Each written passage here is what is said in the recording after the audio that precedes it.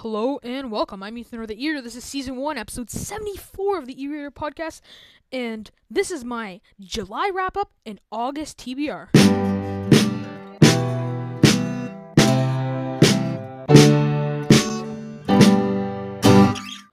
Hello and welcome back to my channel. As you can see in the title, this will be my July wrap up and August TBR.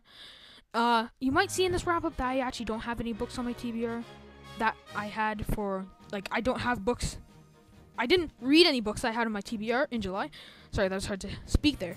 And you might be wondering, why do I do TBRs then? It's plainly because it's fun. I like planning what books I read, even though I might not read those books. Okay, don't judge. Okay, let's start with the wrap-up. What did I read? I read 2 Stephen King books, so let's start with that. I read Carrie, which is his first ever published work. I'm not going to talk much about that. It was good. It was enjoyable. Not obviously Stephen King's best work. He's my favorite author, so it was better than other authors' best work. And then I read Gwendy's Button Box, which is a novella he released a couple of years back. So yeah, that was the Stephen King books I read in July. And let's go to fantasy, I guess, because the fantasy books I read were 2. I only read 4 books in July, so don't judge. I was mostly in a reading slump the whole of July. So the fantasy books I read, which are 2, is Percy Jackson and the Lightning Thief.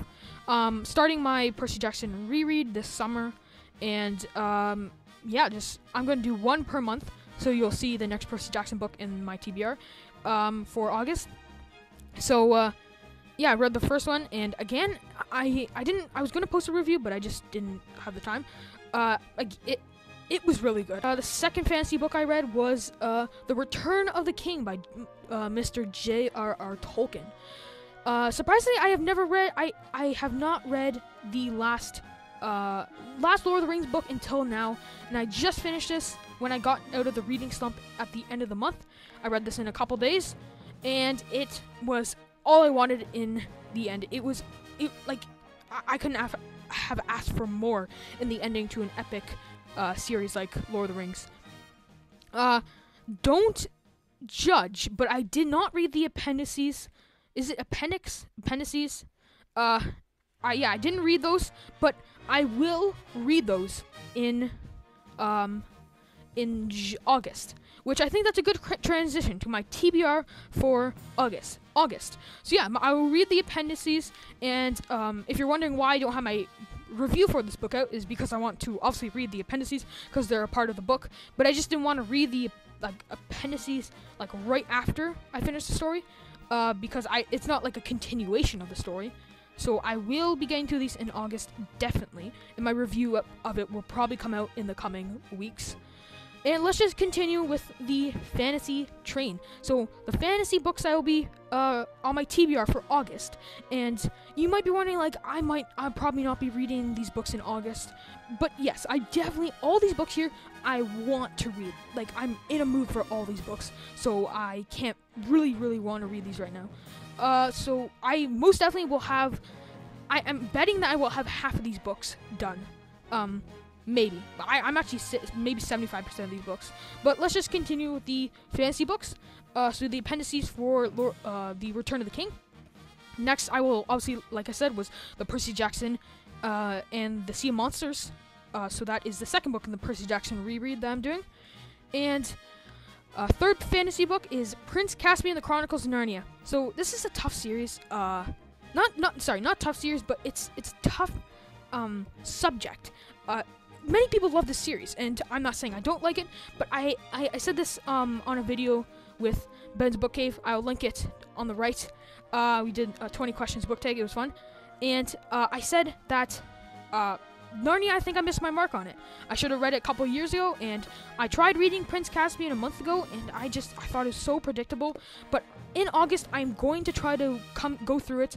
I am going to try and just go past the predictability of it and just try to enjoy it. So yeah, that's what I will be reading in August. I just noticed that all these books are fantasy except one, so So I'll just the what is this one? Oh no, not all of them are fantasy. I forgot about others. This is the 4th fantasy book I will be reading in August, and is The Hobbit. I just finished, obviously, The Lord of the Rings, and I will go back. I want to go back to where I started with epic fantasy. This was the first ever epic fantasy book I read. I read this like 5 years ago, and I don't remember that much about it. I only remember the big parts of it, like Bilbo getting in the ring. But I want to read it because I remember loving this book. The second last fantasy book I'll be reading in August. And you might be thinking I can't read all these, but I'm going to have confidence. This one is definitely going to be hard to get through, and I'm going to say at least half the book will be read, which is The Silmarillion by, again, Mr. J.R.R. Tolkien. Many people say it's a very, very hard to get into. It's very hard to read, and it's essentially the Bible for the Arda, which is the Earth in Lord of the Rings. I read the first 15 pages. And I don't know if it gets harder from here, but I thought the first 15 pages of The Silmarillion were insanely amazing. Maybe that's just me coming from loving Greek mythology and loving reading textbooks of Greek mythology and other mythologies, how the gods came to be. But I thought the first 15 pages was not bland at all. I thought it was genius. I thought it was really interesting.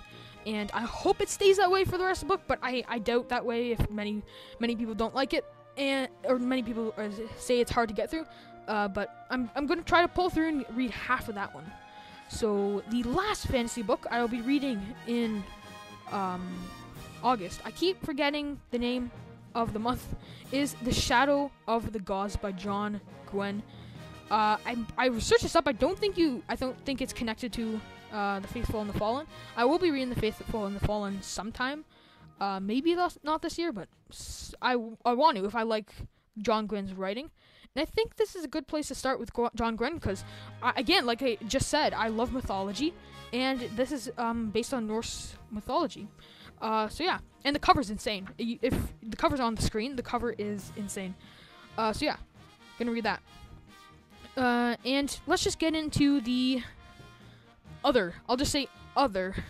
No, I'll go sci-fi. Just one sci-fi here.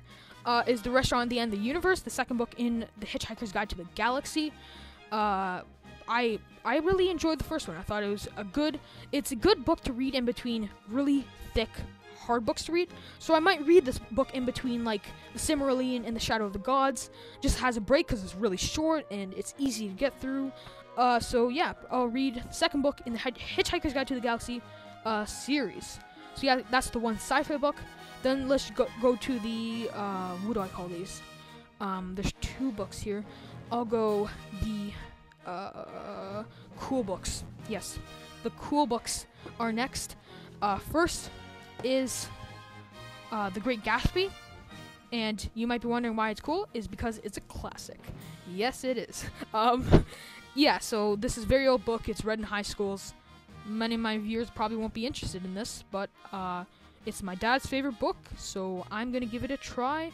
And many people read in high school, and I really want to read more classics, because classics are cool, like I said in, like it says on your screen.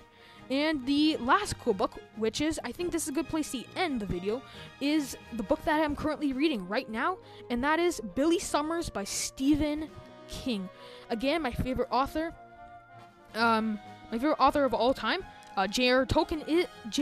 Tolkien is getting up there, though, because his interviews, J.R.R. Tolkien is really funny and insightful, and I love him. But Stephen King right now is my favorite author. Billy Summers just came out yesterday, as this video is going up, and I'm filming it on the day that this video is coming up. But so this video came out yesterday. I'm at page 100, and I'm really enjoying it, and that's why it's cool. So yeah, thanks for listening. This has been my July wrap-up and August TBR.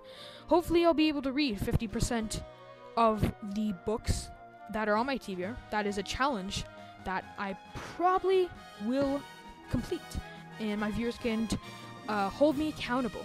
So yeah, thanks for listening. and see you next time.